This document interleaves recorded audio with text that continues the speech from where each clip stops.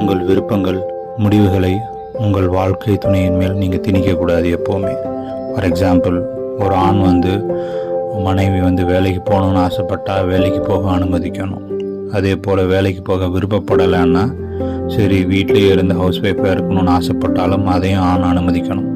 வேலைக்கு போக விருப்பம் இல்லாத ஒரு பெண்ணை வேலைக்கு போகணும் கட்டாயப்படுத்துறது தப்பு.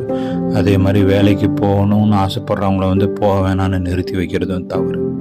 இது பெண்ணுக்கும் பொருந்தும். பெண்ணும் என்னென்னா அவளுக்கு பிடிச்ச வேலையை நான் செய்யணும், ஆண் செய்யணும், இல்லை கணவர் செய்யணும், இல்லை அப்படின்னு அவங்களுடைய விருப்பங்கள், முடிவுகளை கணவன் மேலே திணிக்கக்கூடாது. இது மியூச்சுவலாக பேசி அண்டர்ஸ்டாண்ட் பண்ணி ஒரு புரிந்துணர்வுக்கு அப்புறமா பொறுமையாக பேசி நீங்கள் தான் முடிவு பண்ணணும்.